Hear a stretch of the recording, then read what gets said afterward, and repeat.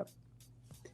I have There another are photos that are being released of the secretary as she is testifying from inside this room. Can you please advise me as to whether or not that's permissible and consistent with the rules, particularly given that we have asked for a public hearing? If there are photos that are being released of the secretary as she is testifying, can you please explain how that I'm can done occur? with this. If you guys are doing that, I am done. You can hold me in contempt from now until the cows come home. This is just typical behavior. We will go off the record. Oh, for heaven's So I would sake. like to understand how that's permissible. before the hearing was. It doesn't Excuse matter. me. We all are abiding by the same rules. I will take that down. Yeah, So I well, would like to take a break at this moment. yeah, I would like to have I'm a done conversation. for now. Excuse me, can I interrupt? Somebody sitting in the White House who's leading us down a shithole. I can't personally understand how a convicted felon, 34 felonious, is that what counts of wrongdoing, gets to be president. How do you do that? I mean, you say, well, he was I don't care. That ruling went down before he stepped into the Oval Office. So it just doesn't make sense to me. Well, Well, there you have it. Welcome to Black Press USA's morning show, where we bring you the headlines and the culture. And before we get into those videos, I want to introduce our guest co-host this morning. She's a TV and film critic and host of the Jill Munroe Show on KBLA's Talk Radio. That's Tavis Smiley's radio show here in LA. And she's a contributor to the legendary EUR Web. Welcome, Jill Munroe. Thank you so much for having me, Neil. I'm excited to get into these topics. I'm glad that you're here this morning. And first we started off with former Senator and Secretary Hillary Clinton. And her videos are going viral from her testimony that she had into the Jeffrey Epstein files. And she was not holding back, and she was going toe to toe. What were first of all, did you see some of those clips? I saw a few of them floating around. I mean, she really came for them. She was tired of it. And to a degree, I have to agree with her, because where are the others? Why are they not being brought in to question and sit? Right. It's a little wild. And then you saw Morgan Freeman, who just, told it like it is and says how a lot of Black people feel in this country about, how a white man, a convicted multiple felony counts, can be in the White House, starting World War III, taking away a lot of the fundamentals and foundation institutions in our country, systemically designed or not, and of course some problems, but to just dismantle our entire federal government is insane. So I think Morgan Freeman, spoke to not just how a lot of Black folks feel, but everybody feels about this current administration.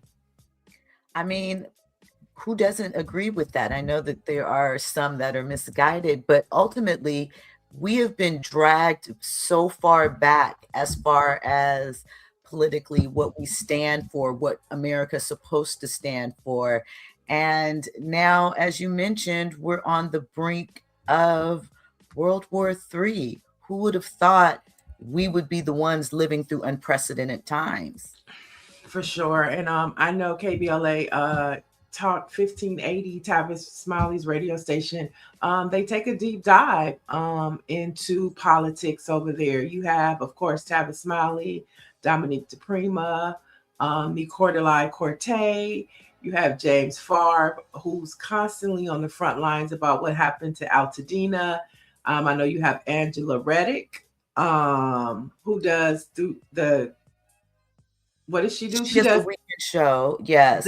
Legal Lens, right? Legal Lens, yes. Mm-hmm. And there's Jesse Jackson Jr., who also has a show, Afternoons. And, they really take a look at the issues, have people on and talk about them in a real way and how it impacts us. Yeah, I love it. And then they lighten it up with your show, which Yes. gives us more pop culture. And of course, Zoe Williams, who does more of relationships and Relationship and healing and inner. and that Zoe stuff. Yeah. So yeah, you guys check them out, KBLA. And we'll get more into your show. But the chat is always involved in our conversation, so you definitely want to check in and tap in over there as well. So Orangey, of course, is reminding folks that today is a huge voter day in our nation. And we're going to get into that a little more, but he's saying get out the vote. Trixie is saying good morning. Southbound is checking in. JSU in the building. We love our HBCUs.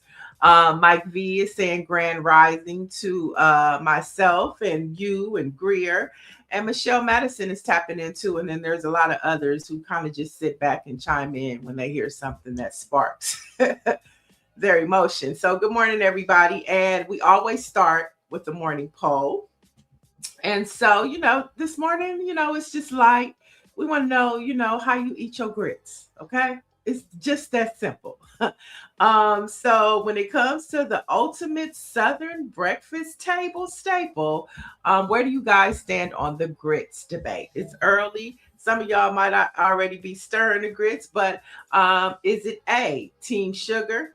Is it B, team salt and pepper? Team C, cheese? Or team D, the new style with shrimp? So how y'all eating y'all grits? How about you? We'll start with you, Jill. So I'm team D? No, E, all of the above. Oh, like I can do a little sugar occasionally. It's not my preferred style, but I've had it and it's been tasty for me. I'm, for the most part, salt and pepper, a little sprinkle of cheese, but shrimp and grits is good. Mm-hmm. So I'm all of the above depending upon the day. It's so funny. I love us because every time we do a poll, everybody always selects the letter that's not there. It's never the options. It's always something, the secret menu. Okay. Right. But for me, I think I'm not a big grits eater. It's something that I acquired as an adult. But I definitely want sugar because I'm a cream of wheat girl, right? And so I kind of want to make it like that. But then I love a shrimp and grits. I like the roux in the grits. So I think I'm A and D. Chat, you can chime in too. Don't be slow. Don't be scared. Oh, what do we have? So Dr. Marilyn says B, C, and D. So she's almost like you. Good morning, Sandra. Southbound says grits with brown gravy and grilled onions. That sounds like liver.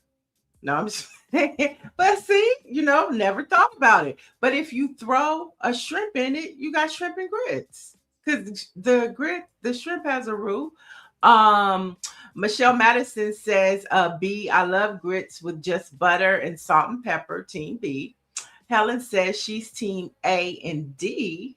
Okay, so she likes the sugar and she likes the shrimp. And Mike V says Nielle like her cream of wheat with lumps. No, I have perfected my cream of wheat to where there are no more lumps. And it's just, I had some yesterday. And Aquarius says salt. So yeah, keep chiming in and tell us how you like your grits as we get into the grit of the news that's impacting and uplifting Black Americans. So our top story this morning, we start in New York, where Mayor Zohran Mamdani is apologizing and setting the record straight. So he recently spoke to historian and podcaster LaToya Coleman and admitting to overlooking the contributions of Black Americans. Take a look at this. Sometimes we hear people say this is a city built by immigrants, but how do we also include enslaved people, indigenous people who have built the foundation of America in New York City as well? So I have to admit, I've been guilty of this myself. I didn't want to say it's true. I did say that myself. And I think the first thing is, if we're being honest, then we have to tell the full story, right? And when we tell a sweeping generalization like that, we lose sight of the fact that Black New Yorkers helped to build New York City. I felt some type of way. Understandable. You know? Understandable. That's why I'm here to apologize, because Yeah. you learn from it. Mhm. And I think that as much as we want to and we should support immigrant New Yorkers and their incredible place in the city, doing so doesn't necessitate that we overlook the contributions of Black New Yorkers. We can tell that full story. Oftentimes we hear people. So, you know, he caused a big stir. He's fumbled with Black folks a few times, even during his election. But I mean, is he learning as he goes, or is this, you know, a mixed apology?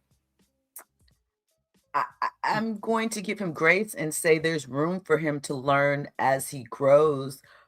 But I think it is a continued pattern overall in America in general to overlook the you know, what Black Americans enslaved and currently have done for the infrastructure of America.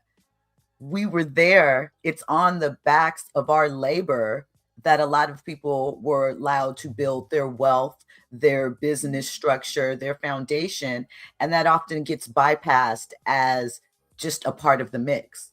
Mm-hmm. So it's not surprising in that aspect, but you know, we were 20% of colonial New Yorkers at the time when this nation was created. And I think in New York, the Black population is still somewhere close to that number. So the oversight seems kind of crazy because these are your constituents. Right, right. Greer, our producer, says we are all immigrants up in this joint. Orange G says hell of a lot of Black New Yorkers will say their ancestors weren't enslaved. Some are calling him a socialist. You know, I mean, but I think you brought up some really good points. And for some reason that, you know, most people, you know, this country was established, you know, Indians were here, Black and white. It's Black and white, and most of this country is built on the backs of Black slaves, right?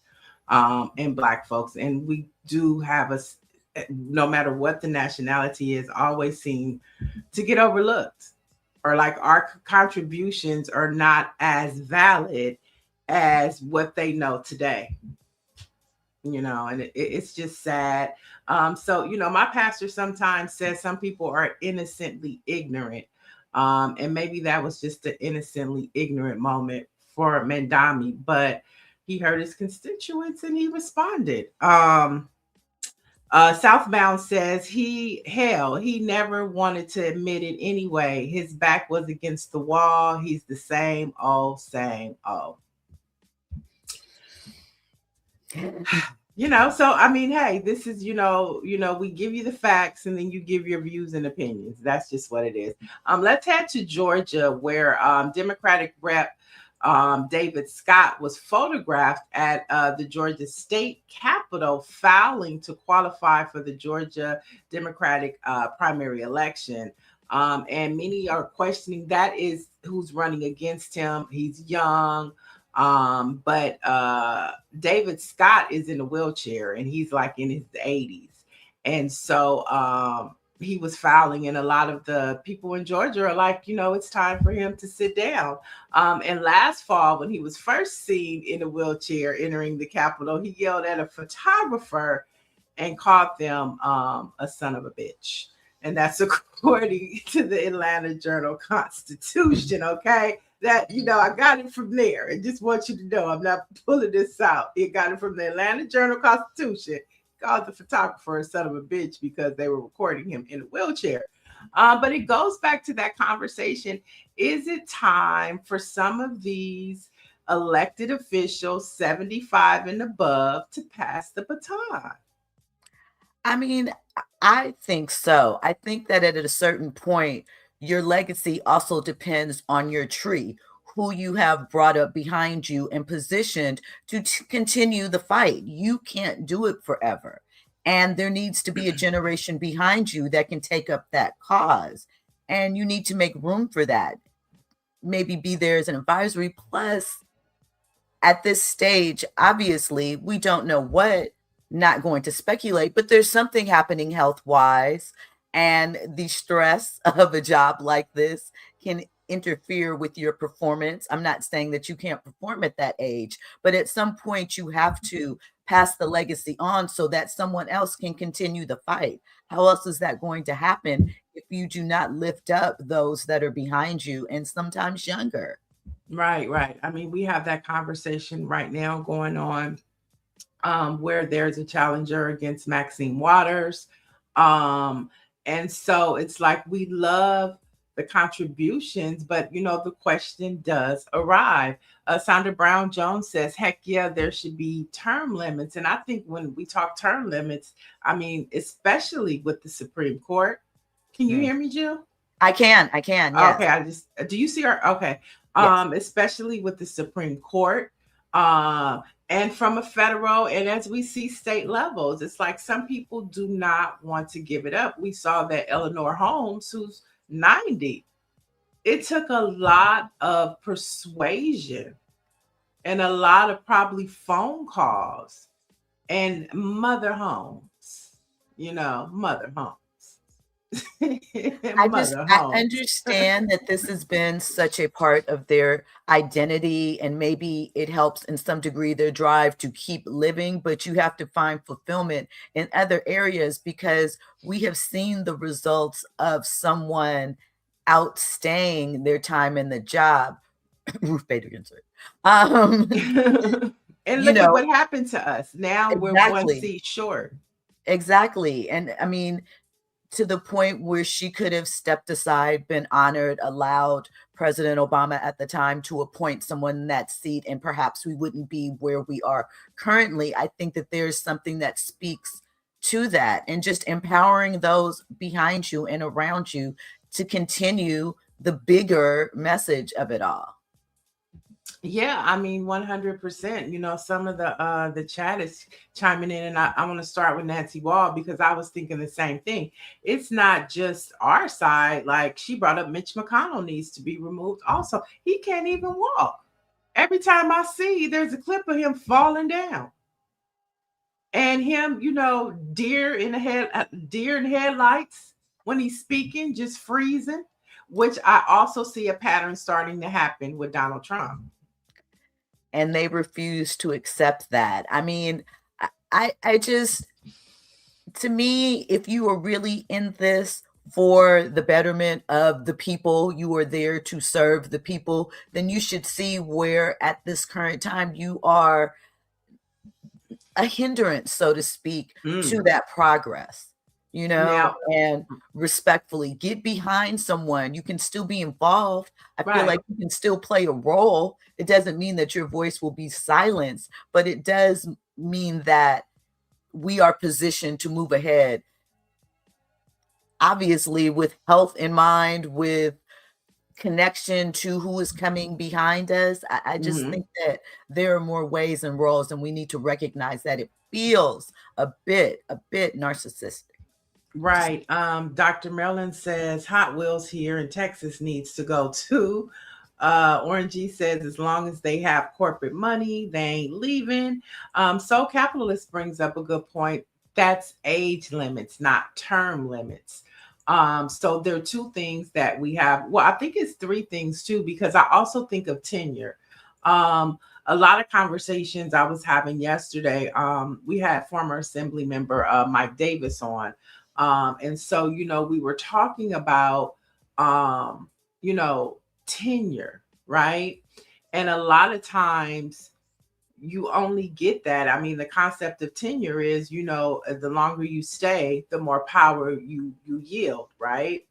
And so if the Democrats take back over Congress in November, then Maxine Waters will return to chair of the Finance Committee, right? And so if she were to leave, then that Black power or Black representation in leadership will disappear, because it will go to the next senior person. And so it's kind of like we're kind of stuck, because we want to maintain the power. When we talk about Black representation, when we talk about the importance of the Congressional Black Caucus, right? And so it's kind of like, what do? Do you want to maintain the power of tenure for these people who have been there? But then you also see that they're kind of losing that flair that we loved about them when they were younger. So, I mean, the whole federal government and the system, as you see, when you think about it, it all needs a overhaul.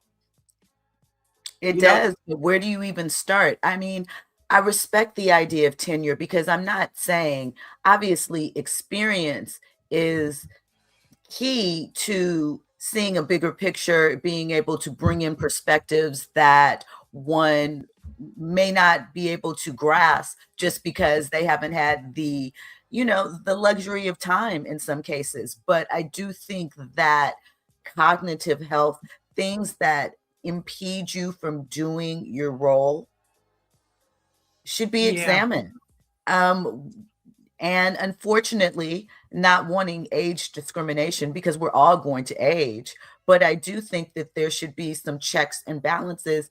And then for me, I'm just speaking internally for these individuals. I think there has to be strategy attached to it, as you mentioned with Maxine Waters. But I also think intrinsically and within them, they should take a moment to think about the future and not just what it lies for them, but how we aren't in this position where we have to constantly strategize and hold on to something because we don't have people positioned in other areas. Right. It's that. And so there's some other interesting comments from the chat. We have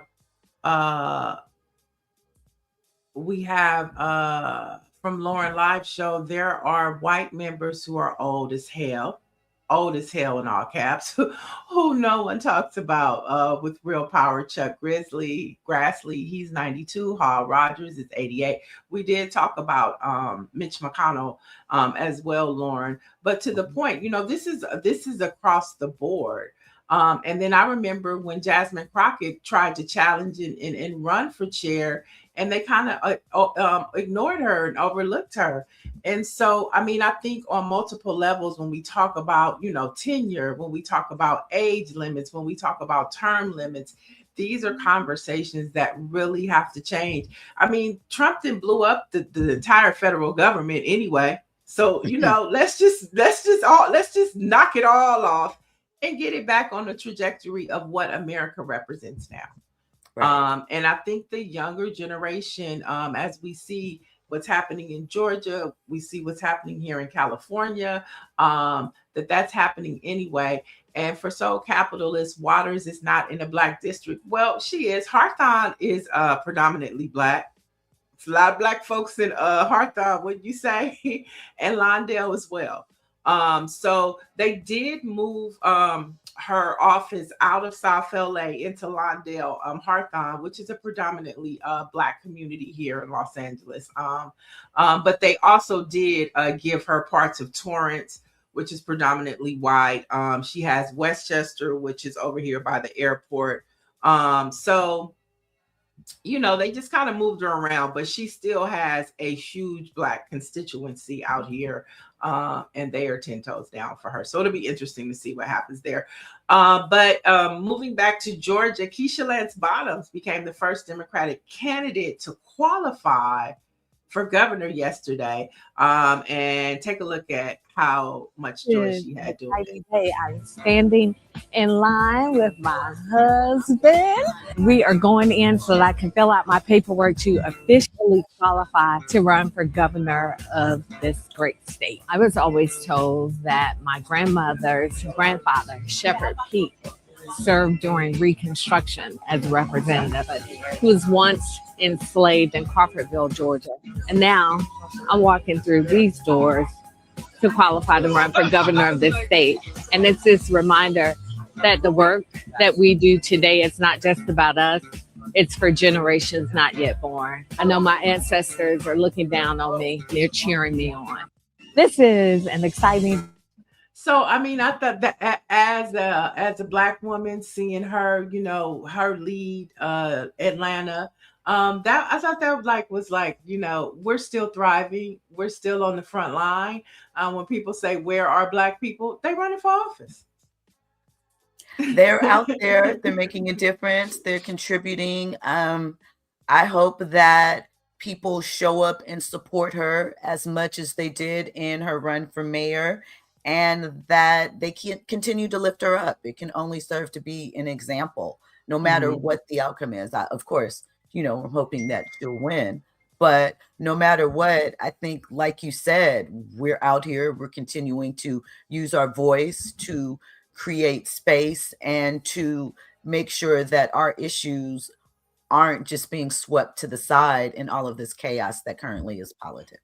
Yeah, and I think, you know, because during the midterms, there's traditionally low voter turnout. But when you have these types of stories like the young man running against David Scott, when you have these races and these conversations about, you know, baby boomers, you know, needing to retire, and you see these millennials and these Gen Zers and Gen Xers saying, hey, you know, we want some of the space in Congress and at state legislators and local levels. I think that might energize people to maybe want to vote. And speaking of voting, midterm primaries are today in Texas, North Carolina, and Arkansas, all red states, but all with a lot of Black candidates that have energized campaigns. Like we talked about Jasmine Crockett, you know, last week and yesterday about how she's polling high, but even when you're polling high, you still keep your head down and you still knock it and you're still calling and you're still kissing babies and you're still showing up to the hair salons, the grocery stores, the malls, the nightclubs.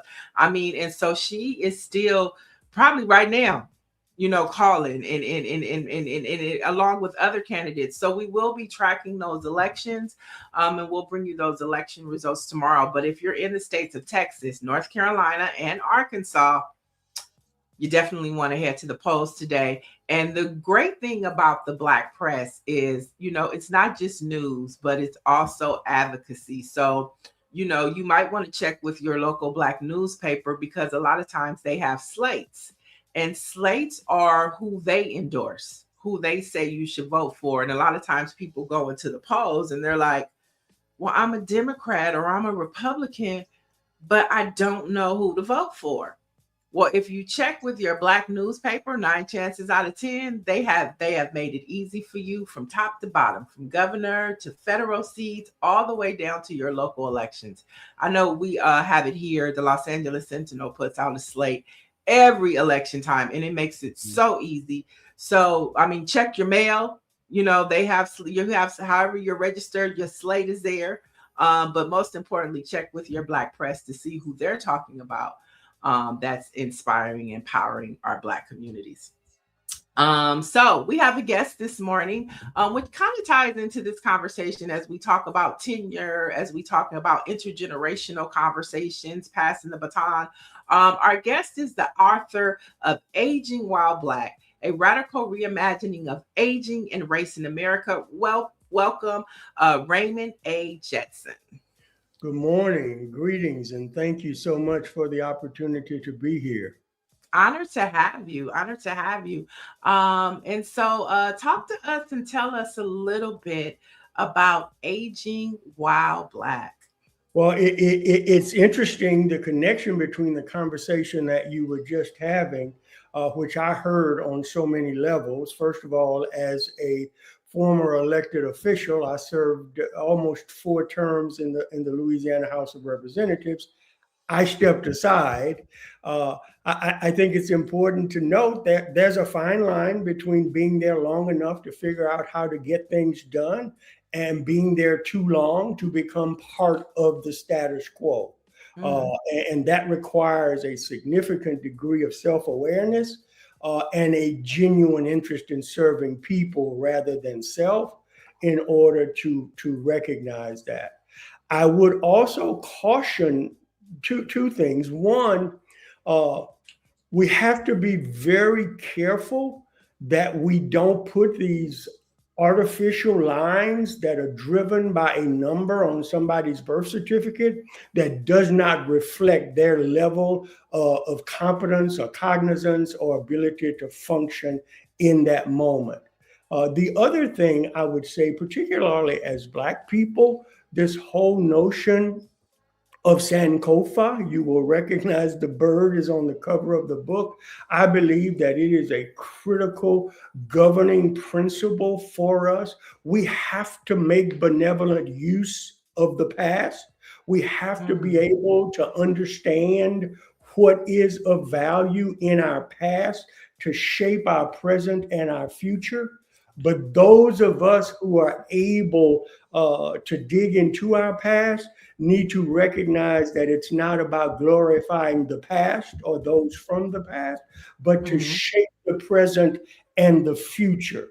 And so in the book, one of the things that I talk about is this notion of reciprocal wisdom sharing. How do we create these frameworks where the wisdom of the elders and the brilliance of younger generations are connected to create stronger families, stronger communities, stronger neighborhoods, stronger institutions?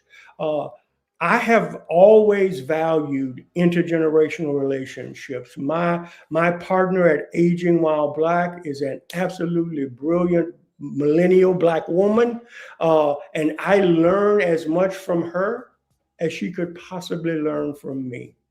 And the last thing that I will say is I founded a social enterprise called Metromorphosis, focused on inner city neighborhoods, and I recently stepped away in the end of December of last year.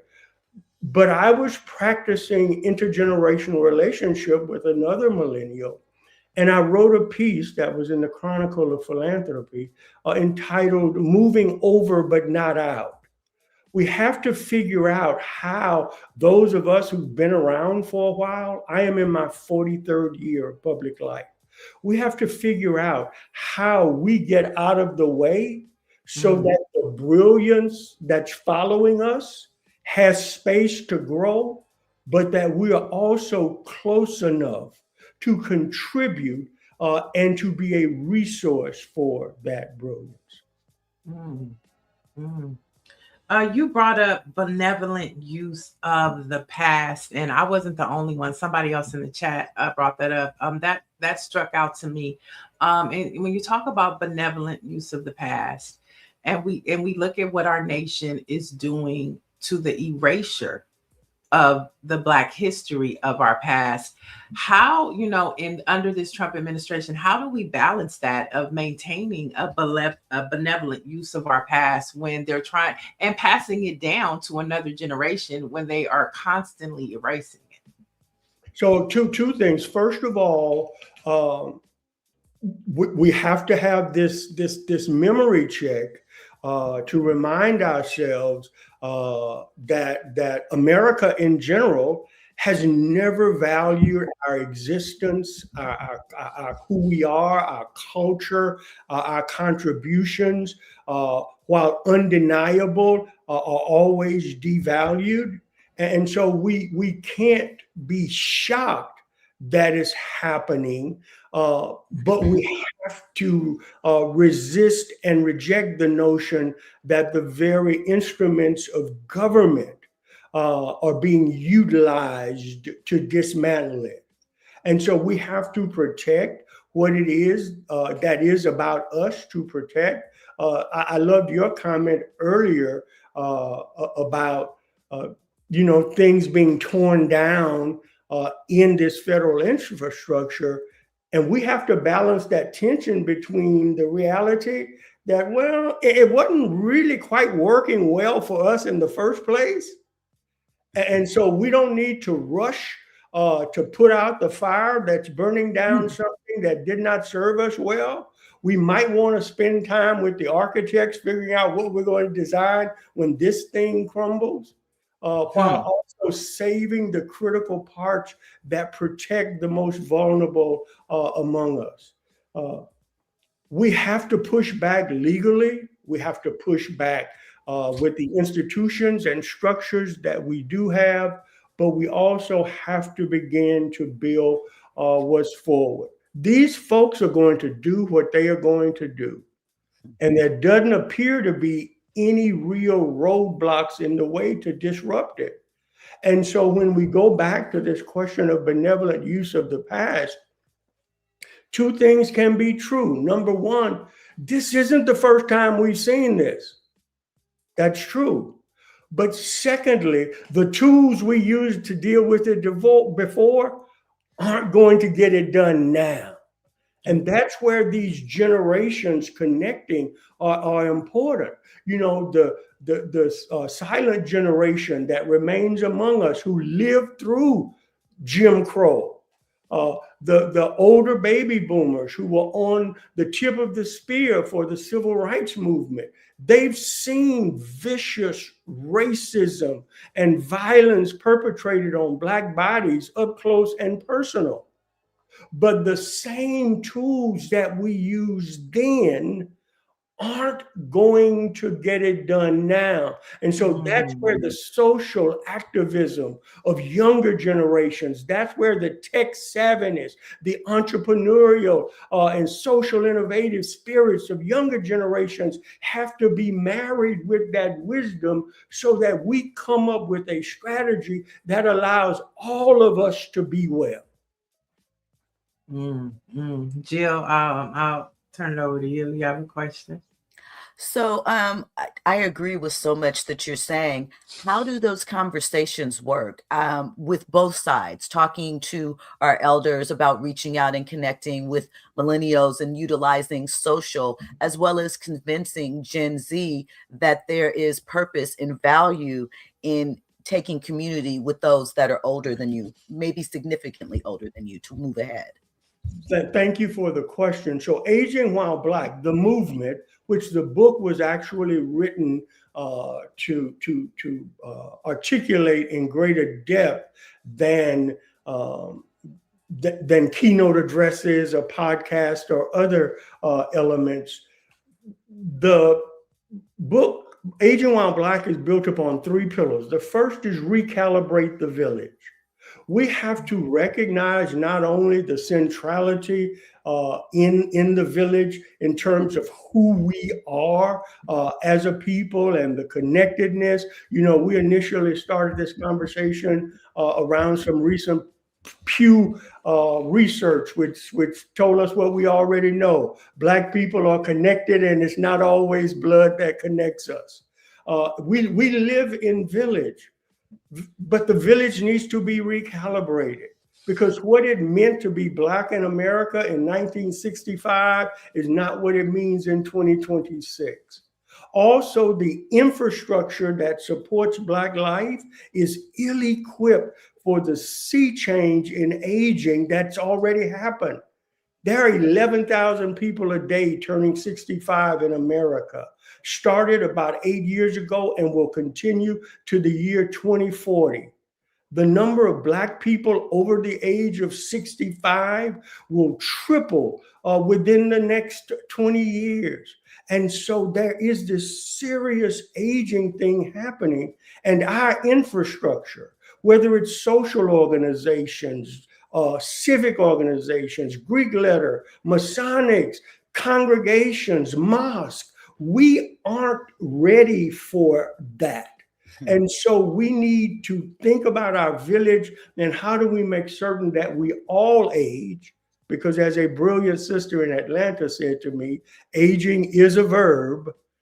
You know, we are all doing it. It's not just something that happens when you reach a magic number of candles on your cake. And so how do we begin to reconnect as a village and recognize not only the external challenges, but the internal realities are shaping us? The second pillar of Aging While Black is embracing innovation and rapid change. And I think here is a critical platform for connecting generations. But it requires moving beyond the obligatory, you know, let me teach you how to operate a phone or an iPad thing, you know, which is why in the book, you know, I dismissed the term digital literacy. Literacy suggests a certain deficit is in place. I prefer the term digital empowerment. And so how do we empower older adults to make the most of technology for their well-being, to manage their life, to connect with their families, to battle social isolation? And I think that that's a point of connection. And then the last pillar is leaning into Sankofa. And so how do we make this wisdom available, but in a way that connects with the brilliance of younger generations? And I write in the book that we got to learn how to talk to one another again. We have to work through the discomfort of restarting these intergenerational conversations. I just recently celebrated my 70th birthday. And I grew up next door to my great-grandmother and great-grandfather. You know, and some of my childhood memories are deeply rooted in 4 and 5 generations of my family, all together, having conversations, doing things, arguing, planning, strategizing on how we were going to be well. We got to rediscover that. And our institutions, our anchors, have to help us create platforms to rediscover that. It's not going to be easy, but those of us who are committed to our well-being got to go through the temporary pain to create some long-term good. Rich conversation right here. First, happy birthday, happy belated birthday. And then you talked about recognizing the village, and one of the cornerstones is our village is the Black church. Yes. And you said a lot of things that, you know, kind of, you know, how do we get to where we're trying to go? And the Black church was the cornerstone of that. But then I also heard you say we can't do things like we did yesterday. We have to do things to where we are today. So with all that being said, what do you see is the role of the Black church today? So I would argue, and you know, talk about points of connection here. I also served for 23 years as a pastor of a congregation that I grew up in, and you know, had a wonderful experience. When I was elected pastor, our first church growth was a negative 150. We had a congregation of 300 people, and 150 of them left. But 23 years later, we were at about 2,500 people, having significant impact on the community. And the last part of that is what is important. I don't believe that the internally focused, self-serving practice of faith is going to meet the need in this moment. When we talk about the Black church, it's important to recognize that historically, we are talking about a significantly different animal than so many of the iterations of church that we see today. When we talk about the Black church historically, we're talking about the institution that was largely the most viable structure in our community. It had leadership structure in place. The pastor was typically somewhat learned, but always committed to people and community. The church saw itself as a vehicle for Black well-being, not just in the sweet by and by, but right now while I'm getting beat in my head. And so I think that the Black church is critical if it recognizes that its obligation is to the well-being of people and not itself. And that's a critical shift that has to happen. And to intersect this with the Black aging conversation, the one demographic that has not left organized religion are older Black adults, especially older Black women. And so that there is a connection here. I would say, I see in the chat, the big cheese says that the Black church is irrelevant in 2026. My only response to that is that we can't afford for it to be. It's everywhere. It's in every neighborhood. It's on every street corner. There are still people going there, people who look like me and you, people who live with me and you.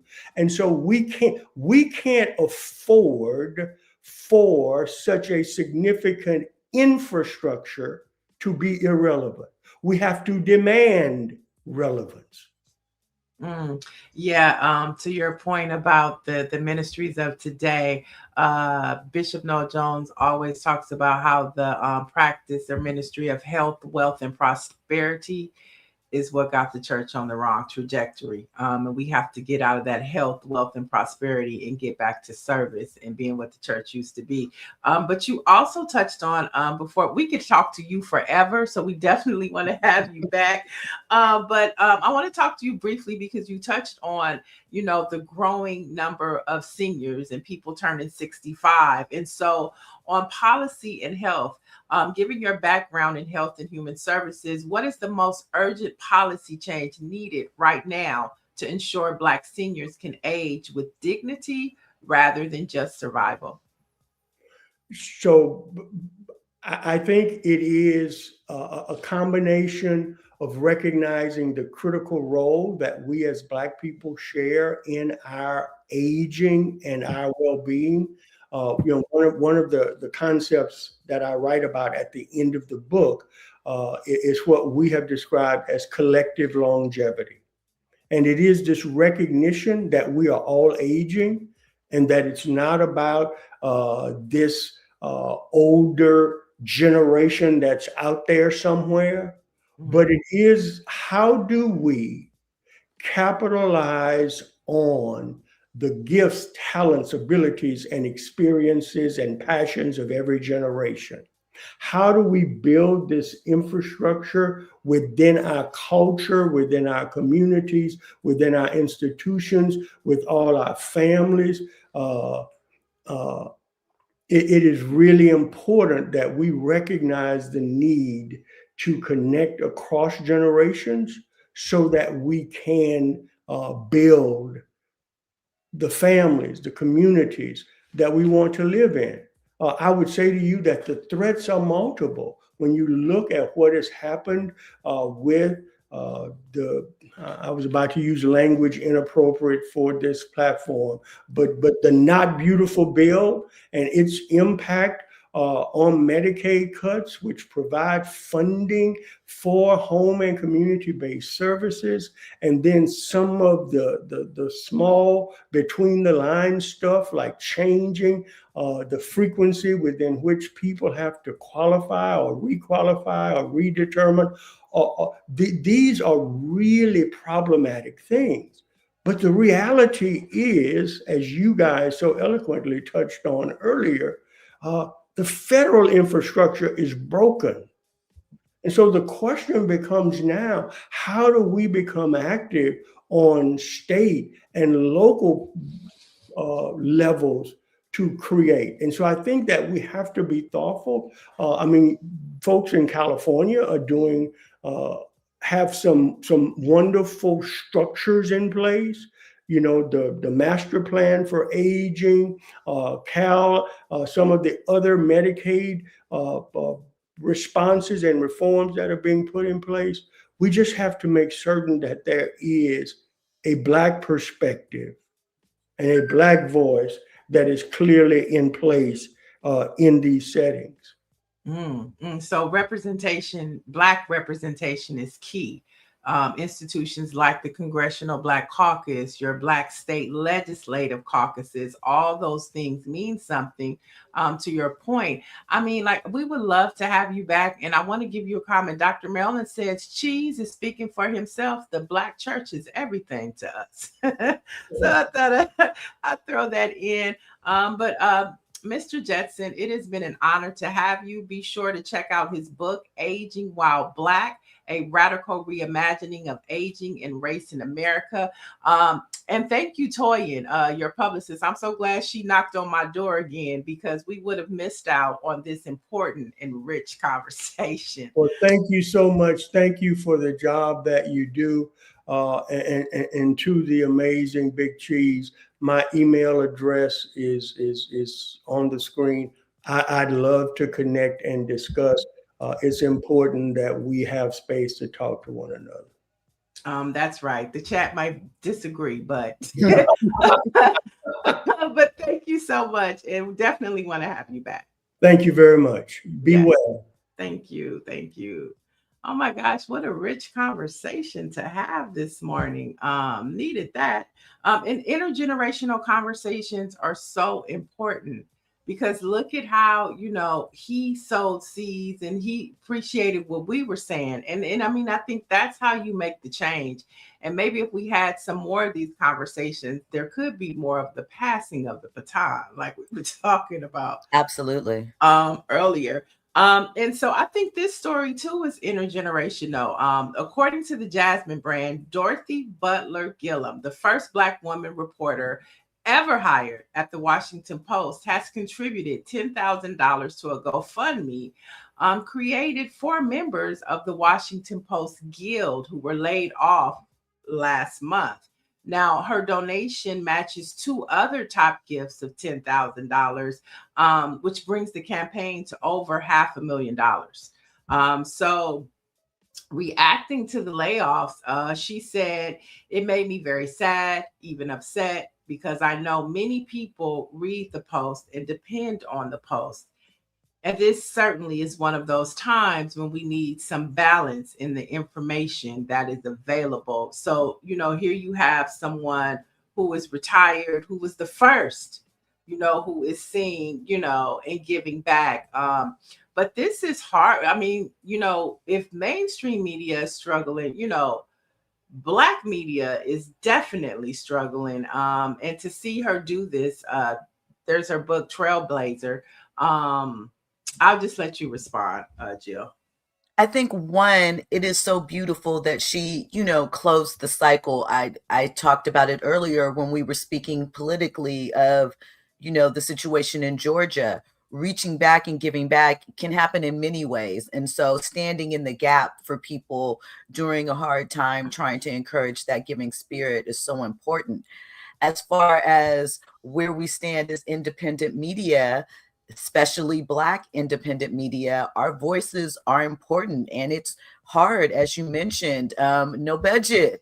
Where's the budget coming from? Where are the sponsors? Where, as with most things, as we talked about earlier with the situation in New York, we are often overlooked, but the work that we put in is what people use to build structure, infrastructure, icons, all types of things. So I think that in connecting it to our conversation about Black aging, one, having spaces where we can talk to each other, promote others, learn about what others are doing that aren't necessarily in our general grouping. I think that is important. And I also think that, you know, making sure that we are, again, referencing the previous conversation, making those connections, seeking out what is new and utilizing it. Black people, as far as social media, I mean, most things, but when you think about what we have been able to build via social media, via the internet in these past couple of years, despite the moments where we have been challenged, in that hand, it's encouraging as far as I'm concerned, because I feel as though community and staying the course is key. Yes, staying the course. I'm going to jump a story, Greer, and I'm going to go back to the Nipsey Hussle story, but I think it falls in line, you know, as we talk about what Miss Butler, what she's done, what Miss Gillum has done. And then we talk about, you know, the struggle of Black media. It's not by coincidence that, you know, there's a lack of sponsorship for Black media. and things that were once sponsored and money was flowing.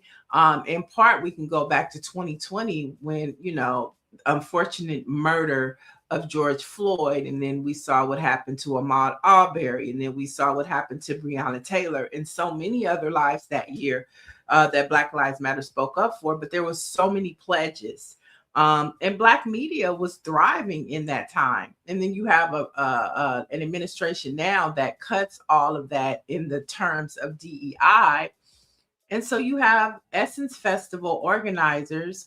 And stories coming out how they're under fire for almost $500,000 in unpaid convention and vendor cost. So many are blaming this on DEI rollbacks. I saw comedian Lonnie Love saying that corporate partners were withdrawing or cutting funds for major Black events. And this is what has happened to the Essence Fest. I want to get your thoughts on that. Well, I think that there's a couple of things there. There was a lot of controversy and conversation, as I'm sure you recall, last summer following that version of Essence Fest, where there were questions of what the focus of Essence was and Essence Fest as a whole. Was it still for Black Americans? There was that whole conversation. Obviously, the DEI portion is huge because we see how this current president is very vindictive when things are happening that he doesn't like and how he reacts. So it's caused several shifts and moves. But to that, much like there was complaints about Target being the title sponsor last summer, these corporations typically lock up for years. So it's interesting. They're all coming up now. Is there a kill fee as far as them pulling out? And one has to, I guess, I know the intent is there, but there has been over the past few years, people having different opinions, varying opinions on Essence Fest and its structure. I think it's another conversation of the old guard and what the new Essence Fest and the younger generation wants to see in that, and what direction should they go in. I think a clarity of focus for Essence Fest, not that that won't help this money issue, that's something else. Just prayers, because it would be really sad. I noticed that there haven't been any groups announced yet. There hasn't been any discussion on what is actually happening this summer. They're accepting deposits, but usually we would have an announcement by now of headliners. So I do wonder what ultimately will be taking place. That's a great point. I know Kenny Burns, he did this whole thing, I think it was last week or week before last, and he announced that Essence Fest would be returning. But to your point, now you would see the lineups. I know another conversation that I remember seeing last year was the aunties versus this new generation. And, I went to the first, I haven't been back, but I went to the first Essence Fest. Mary J. Blige was there. We was at Whispers in New Orleans. Okay. I don't even think Whispers is still there anymore, but that was like our thing, like Gen X, right? And so you have these other generations coming in with a different type of mindset. And I think it goes back to Mr. Jackson's book, Aging While Black, having these intergenerational. And how do you combine the two to where you find a medium? Because the last Essence Fest, TikTok was ticking with the aunties who were very disturbed by what they were seeing. And they really didn't want they didn't want no intergenerational mixing. They was like, send them to the iHeart Festival. I mean, I think that there's some acts. One, I think it's about setting the stage as far as what you want to see. Maybe there is a throwback night or an old school night. I think maybe theming out the nights would help. If you are going to do a mix, make it complimentary, right? Like, don't throw a Sexy Red on per se with an Anita Baker. Just throwing things out there, sometimes that can be fun, but there has to be a reverence and a pattern, something to connect it. I think that the aunties that want it just to be, and I'm sorry for using aunties because I really don't use that term. I don't like it. But okay, we'll talk about that next. We'll keep going. I think that, you know, you have to create space for them because it was established. This is, you know, something that was birthed out of their creativity, the way that we felt in the 90s and the vibe that was going on then. But if we wanted to continue, much like we were talking about with politics, you have to make space for the generation that is coming behind. You have to, you know, it doesn't mean that they're pushing us out of the way entirely. You know, it just means making space. I think if we think about last year's BET Awards and how there was a combination of old and new acts and it kind of mixed together on stage, I think that that worked. So maybe it's getting Jesse Collins Entertainment involved. I don't know. I love that. Did you see that Jesse Collins just announced yesterday that they will be producing the iHeart Awards for Fox 11? And that's huge. I think it's incredible. I like Jesse Collins used to be on the air here in LA, like when I was growing up. I remember hearing him on the radio. And just to see what he's managed to create and continues to, and showing up for us in that way in all ventures, not just Black focused things, but you know, other categories, I think is incredible and amazing. And maybe he could help out Essence Fest. Right. Okay. So we'll keep tracking this Essence Fest as they continue. I know we had some comments. Orange G said the new generation doesn't spend dollars like the aunties. And then he says, Neo, that club was my old stomping ground. And so, yeah, Whispers used to be the hit. So we'll keep tracking that as the Essence Fest approaches, but want to fast forward to and move on over to the West Coast. On Saturday, Jill and I had the opportunity to celebrate the life and legacy of Nipsey Hussle as officials dedicated the intersection of Crenshaw and Slauson as Nipsey Hussle Square. Now, what made this bigger than hip hop was to see how many electeds participated in this movement for Nipsey. Los Angeles City Council President Marquise Harris Dawson, who has been at the forefront and who worked with Nipsey Hussle on some of his projects while he was living in our community. Council member Heather Hutt and Assembly member Isaac Bryan were among the electeds in attendance. His family were front and center. And I wonder if we could play this song. Jill was there and she was getting interviews from Black Sam. And I wonder if we could play this clip. You know, coming up, dealing with the old reputation of South LA. I think for me it's important and we're honored. That was really Bro's mission.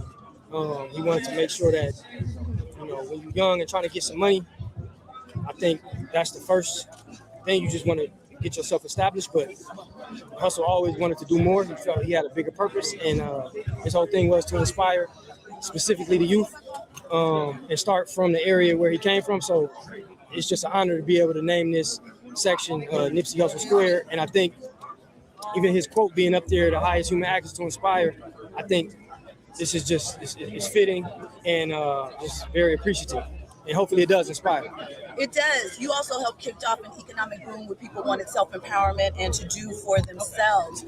Can you tell me a little bit about how that means as a man to inspire many men, many children that come along economically to take back their power? Yeah, I think for us, man, once again, when we're young, you're just looking for role models. You're looking for opportunity, especially financially, when you're coming from situations where you may not have much. So anything that's outside of the box, that's not crime, that's not going to end you up in jail, I think is a plus. And that was one thing Hussle wanted to always do, educate and pass down the education.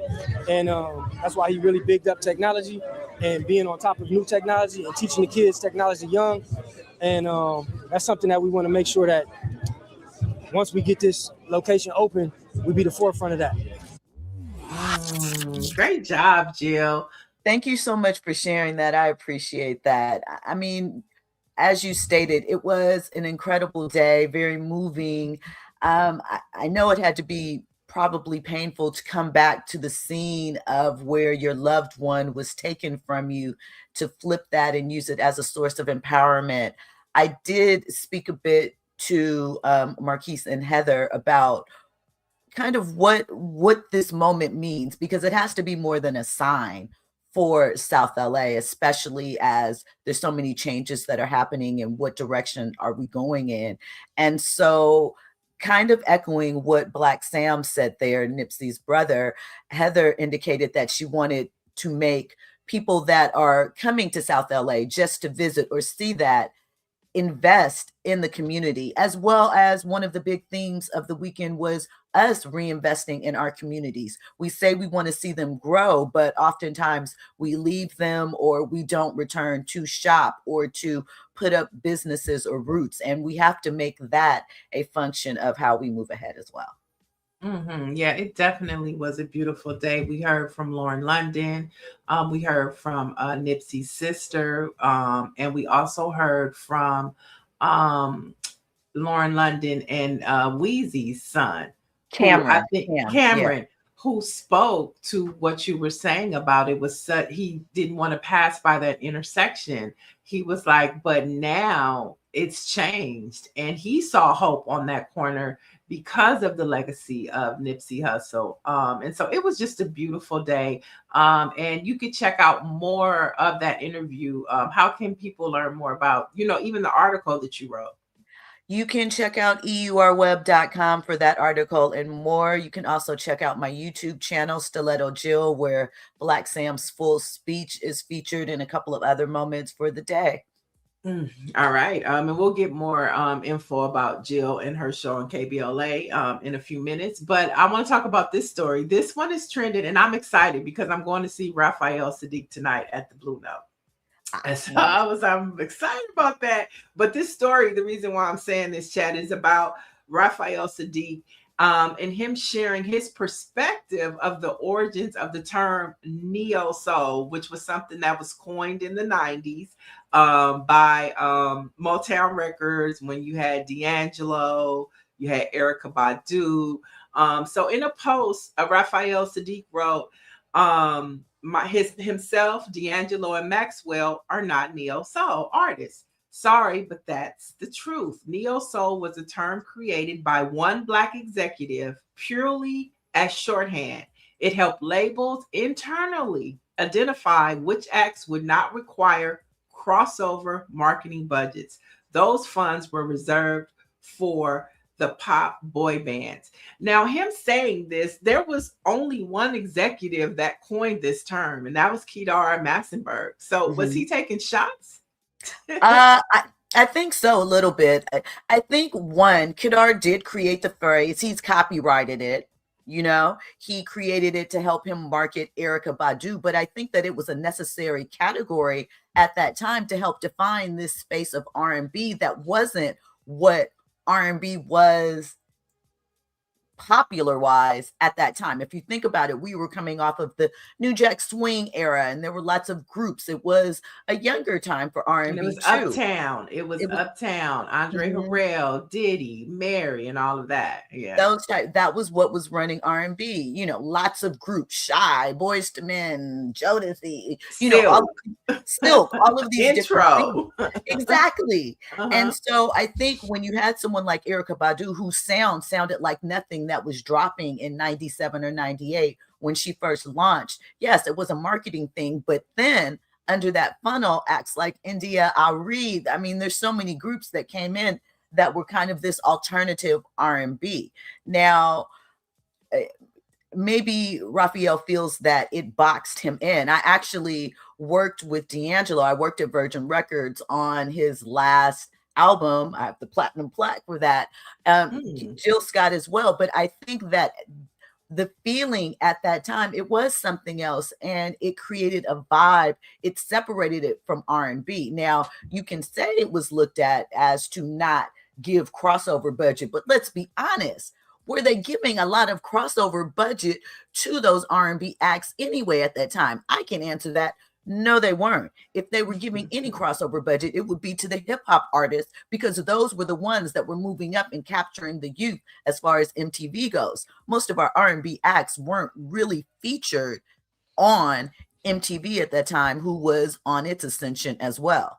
So yeah, I like to jump in on this one because I think to Jill's point, you know, neo soul was a very narrow category at that time, and you know, I mean, basically, you had to be Black, right, and in urban communities, and all a part of the poetry community, like it was a community. It was not this major, you know, mainstream. It may have felt like that to us because we were surrounded. That was the microcosm that we were living in, right?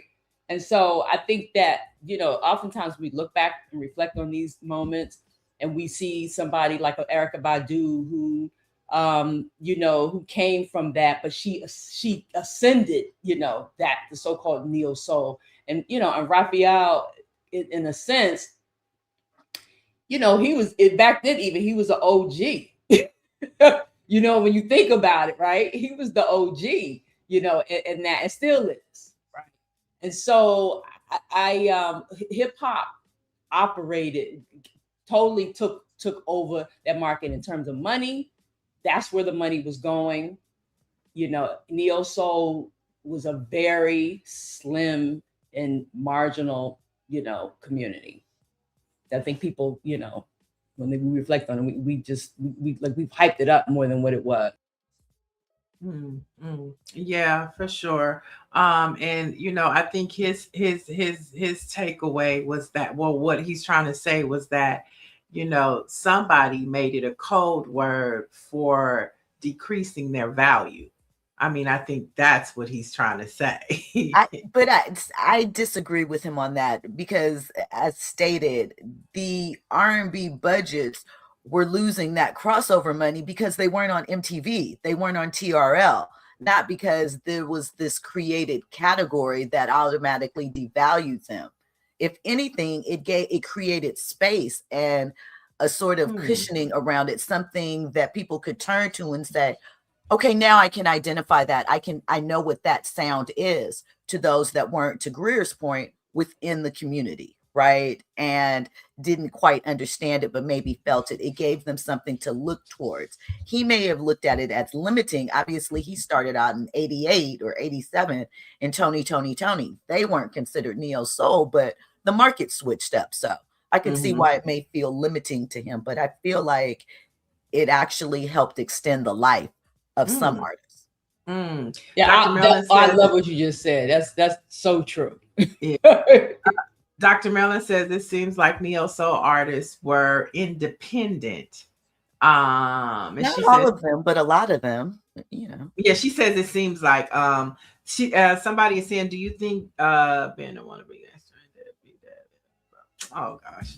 Okay. Sometimes people I think that Kedar is really the one. When his label came about, he created space for those, because a lot of them did have their own little underground looking for a deal. And so when Kedar opened up his label, you know, that became that space for them to fill, right? To really become more mainstream.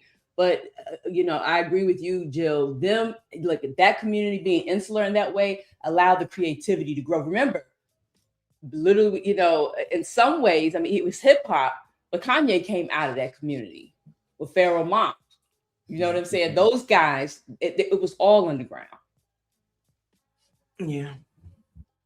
Well, interesting. Much love to Raphael. I know. I mean, look at the evolution of him. I mean, his credits behind the scene are probably bigger than, you know, his projects that he's talking about, right? Probably going to get an Oscar in 2 weeks. Okay. So it's the behind the scenes sometimes that gets you where you need to be. But we'll continue to track this story. I mean, it is interesting conversation, like aging in America. You know, this is about the music side of the business. And, you know, in hindsight, looking at things, and how, people see it. So we'll see if Kedar has a response to this, because it definitely was a arrow at him for sure. Sure was. He has it in his Instagram bio. I created what's known as Neo Soul or something like that. Okay. All right. So we'll continue to track that. And let's head to the 2026 Rock and Roll Hall of Fame fan vote, which is back. And I think that New Edition has reignited something within this Hollywood. Not Hollywood, but Rock and Roll Hall of Fame. So over the weekend, Michael Bivins put a call out to all the Candy Girls. And when I tell you, baby, we responded, they were at the bottom of the charts. Over the weekend, he had all of us voting. And so now they're currently number 2, just under Phil Collins. Phil Collins is holding that number 1 spot strong. Okay. It hasn't moved at all. But New Edition has managed to come get to number 2. I know I saw Method Man saw what was going on, so he started. But they still, Wu-Tang is still trying to move the needle. But for those who want to participate, your vote gives you the opportunity to cast your ballot for who you want to see join the Rock and Roll Hall of Fame class of 2026. And of course, the nominees include Phil Collins, Miss Melissa Etheridge, Lauryn Hill, NXS, New Edition, Pink, Shakira, Luther Vandross, Wu-Tang Clan, and others. But what I don't know, and maybe you can help me with this, Jill. I know that there is a group of people that actually cast the vote. So what is the difference between a fan vote and like part of the Hall of Fame Academy vote, or, people who vote? I don't know if they give it one slot. I think there are maybe 7 slots that are available, and maybe the fan vote automatically gives whomever they select a pass in, or to those things. I think it's something along those lines, or it automatically means that they make it to the final selection round where the body votes on it. But I'm like you, I saw it on Ralph's page and Bobby's page. They said to get active. I was like, well, let me get active. Candy Girls are going to pull it together for New Edition. This is 40 years of dedication, hard at work. I think I would imagine the Rock and Roll Hall of Fame is probably a little surprised by how activated the Any for Lifers went in on that, because it definitely, I was like, oh, at the bottom, listen.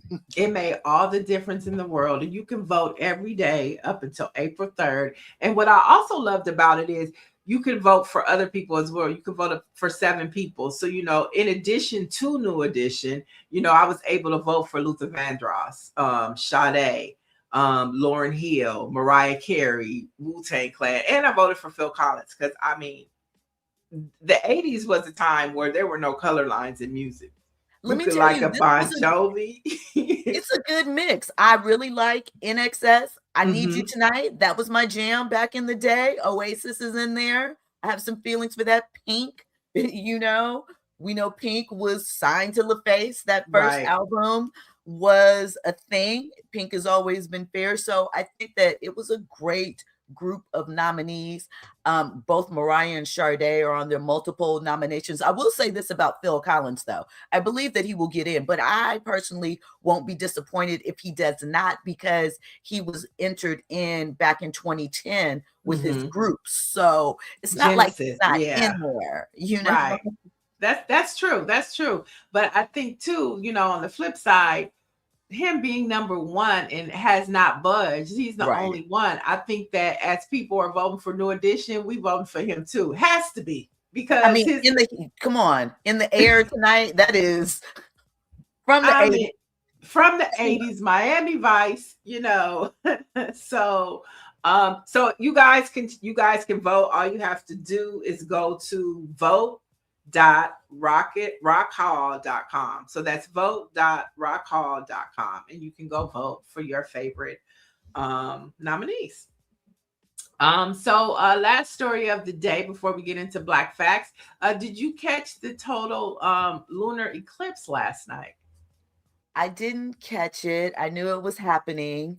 I was actually up getting ready for this, but I didn't look outside to see it. I did not catch it. I wanted to, but I got confused because it said Tuesday night, but it was actually last night instead of like Tuesday night. And so when I just didn't feel like going outside. But if you caught the solar and lunar eclipse, let us know in the chat. And basically the lunar eclipse happens due to a precise alignment of the sun, moon, and earth. The so-called blood moon looks red because of the stray bites of sunlight filtering through the earth's atmosphere. And so there'll be another one in 2028, I believe. So I'll try to catch it then. But I do believe, like, when those types of things happen, you know, I'm a spiritual person. I'm a Christian, but I'm also a spirit. And to me, all of those things matter when things like that happen. So I did think about it. I mean, it has to be a change energetically. A lot is going on. So hopefully it's a positive change that it's enacting. Right. For sure. Yes. And so today, for Women's History Month, I want to take you to the year for Black Facts, to the year of 1973, where Grammy success happened at the 15th Annual Grammy Awards. Aretha Franklin won Best R&B Vocal Performance Female for Young, Gifted, and Black. And Roberta Flack won Record of the Year and Song of the Year for The First Time Ever I Saw Your Face. So those are your Black history facts. There's, you know, Mother Aretha, who never went anywhere without her purse. And of course, you know, Roberta Flack, For the First Time Ever I Saw Your Face. And before we let you go, any thoughts about the NAACP Awards, the SAG Awards, and looking at the Academy Awards? What's your take on Michael B. Jordan? So, I mean, I think it is interesting. The Actors Award is voted for by his actual peers. So that is very interesting to me. It's not like it's critics. So they loved his performance. It's been Timothy Chalamet, others. I feel like the Oscars is more traditional, but Sinners has proved to be a force. And we will have to see what it comes up with. I think that it's 16 nominations. I definitely feel that it will take some of the technical awards, cinematography, best screenplay, costume design, things of that nature. But I'm curious to see what this looks like as far as those big ones. The Image Awards, that's us and excellence, showing up and showing out. We always appreciate that. And I just appreciated the cast, especially Delroy and Michael, being loved on and supported after having to endure that, you know, embarrassment at BAFTA, and just showing support for us and our story. Well, there you have it. You heard it from Jill Munroe, TV and film critic and host of the Jill Munroe Show on KBLA Talk Radio. Tell us when the show is on and how we can listen and watch, and, you know, how to keep up with you. So I'm on the air 6 p.m. Monday through Thursday on KBLA Talk 1580. You can listen live on the radio. There's a YouTube stream. I also have a YouTube channel, which you just saw on Fridays at 5 o'clock. I stream on there with my Front Row Live. Check me out. It's a weekly culture check-in and recap. And yeah, Monday through Thursday, KBLA Talk 1580, 6 p.m. Would love to have you back. And thanks for, you know, getting up this early and having this fun conversation. Listen, I appreciate you, Neil. You have, since you were at Fox Soul, always been one to reach out. You highlight issues. You reach out to Black talent. You are not someone that ever overlooks people that are up and coming in various areas. And it is appreciated what you're doing here and your voice. So thank you for thinking of me. I would love to come back. Yeah, I'm doing it on a Friday too, so we can have fun on the field. And you're off on Friday, or maybe I am off on Friday. I am off of KBLA, so I am always here for you. Let me know. I enjoyed it. Thank you to your guests for being so inspiring, and thankful to the chat for Yeah. welcoming me in. I appreciate it. All right, you guys, we'll be back tomorrow with those results from Texas, Arkansas, and the Carolinas. So tap in with us and have a good day. Peace and love.